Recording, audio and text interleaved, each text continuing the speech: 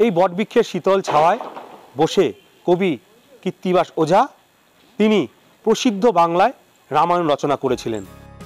সেই রামায়ণই খ্যাতি পেয়েছে কৃত্তিবাসী রামায়ণ হিসেবে। রামায়ণ অনুবাদ করা হয়েছে বিভিন্ন ভাষায়, তবে কৃত্তিবাসী রামায়ণকে আজও সর্বশ্রেষ্ঠ বলে মনে করেন অনেকেই। ফুলিয়ার বয়রাতেই কবি কৃত্তিবাসের জন্মভিটে। কবিকে স্মরণে রেখে এখানেই গড়ে উঠেছে কৃত্তিবাস মন্দির। এই বটবৃক্ষের ছায়াতে আছে কবির অস্থির সমাধিস্থল। 22শে জানুয়ারি অযোধ্যায় রাম মন্দিরের উদ্বোধন। সেই অনুষ্ঠানে আমন্ত্রণ জানানো হয়েছে বিভিন্ন ধর্মীয় সংগঠন ও মন্দির কর্তৃপক্ষকে। ডাক পেয়েছে ফুলিয়ার বয়রার এই কৃত্তিবাস মন্দিরও। চলছে অযোধ্যায় যাওয়ার প্রস্তুতি।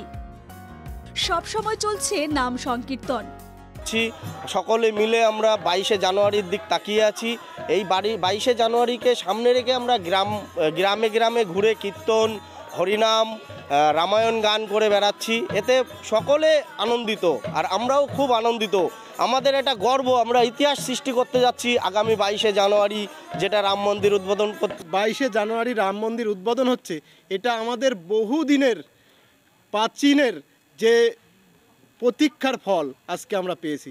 সেই প্রতীক্ষার ফল পেয়ে আমরা ভীষণ আনন্দিত। আমাদের এই কৃত্তিবাস গ্রামে আমরা সেই আনন্দে কীর্তন করছি, পুজো করছি, রামের গুণকীর্তন হচ্ছে।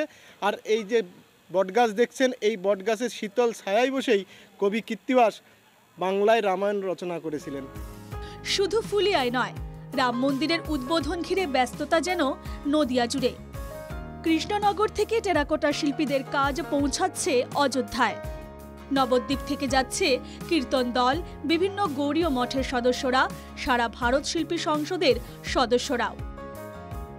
তবে ফুলিয়ার কৃত্তিবাস গ্রামে আনন্দ যেন একটু বেশি। নদিয়া থেকে ক্যামেরায় বিশ্বরূপের সাথে অনুপ কুমার মণ্ডলের রিপোর্ট, NKTV বাংলা।